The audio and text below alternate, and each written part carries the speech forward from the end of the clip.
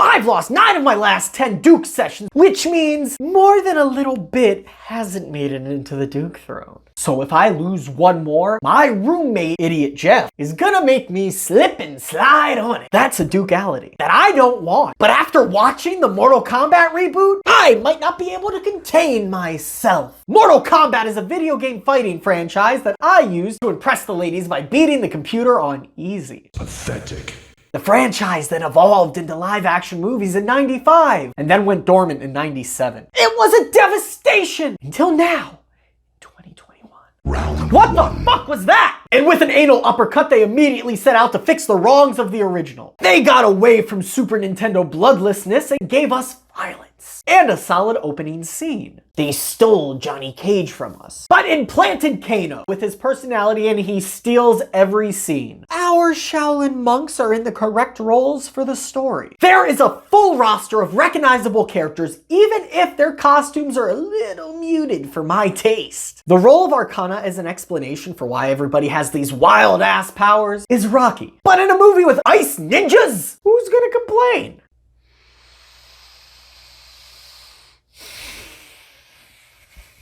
And after that, the audience realm loses. I am at a double flawless loss to where to even begin gutting this Tarkatan travesty. The entire rules of this movie make as little sense as the rules of the tournament in the original movie, which doesn't occur here. Or does it? Because everything's so flimsily explained, you might miss it. Which is ass fucking backwards, considering that they shove an original character into the movie as an audience insert, so everything that wasn't just written out at the beginning of the movie in a fucking text wall could be explained to him. And you. This fucking knob could have just as easily been Johnny Cage, and it would have worked within the realm of the story. Cole Young, his Wakandan armor, and his unearned heritage is such a glaring black hole of charisma and interest, the audience would be actively rooting against him if they gave half a fuck. Fuck him and fuck his family. Sub-Zero should have iced these fucks immediately. His inclusion as anything other than someone to take multiple fatalities, let alone being the protagonist, is a call of lack of faith by the studio cons so resounding it resonates through the outworld. Listen, dicks, if the studio can pander, so can I. Cole, please perform a brutality on my scrotum. Young is only part of the casting problem. Sonya Blade is choking back her Australian accent so hard that her delivery gives you pause. And you had to think that Soul Steel and Lopan looking Shang Tsung would have fucking sucked an engaging performance out of someone. It has begun. The assholes write,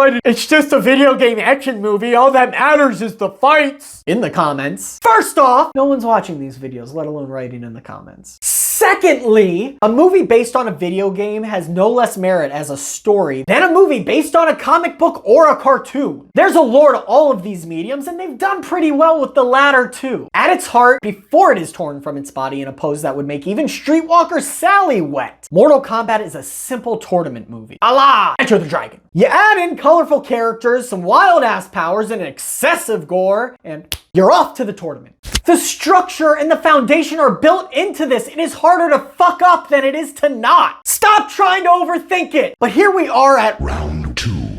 Still don't like it. We've got to address the fights. Full of recognizable moves, including, but not limited to, fatalities. The fights and effects are great, in theory. Goro looks a little fucking whack, and they removed his personality entirely. Earthrealm fighters are constantly shown to be outmatched, and everything feels half a step too slow. But they did manage to showcase different fighting styles while blending in CGI powers with some well done choreography. Simply put, the fights don't suck, but they're not so good that they save everything else in this movie that doesn't work. This movie overpromised and underdelivered. Shao Kahn would say, "You suck." Their over-reliance on Scorpion only to barely have him in the movie is baffling. The studio is so confident there will be more that they teased sequels, they signed multi-year contracts, and they didn't really resolve anything. But they had such little faith in this movie being good that they showed about 80% of the good stuff in the trailer and made up some boring bitch so the audience could have things poorly spelled out to them. I wanted to love this movie, but I really only tolerate it because it's friends with my friend. It barely delivers on the fight, and it fails everywhere else. As a Mortal Kombat movie, it deviates heavily from its source material, which would be fine if it also didn't fail as a movie with flat, unentertaining characters marred by a nonsensical plot. What is this, Annihilation? I recommend Scorpion's Revenge or the '95 original. Also, the new theme is terrible. No one's playing strip poker to that. Watch fuckface Cole Young be a new DLC in Mortal Kombat 11. Elder gods, that'd be embarrassing.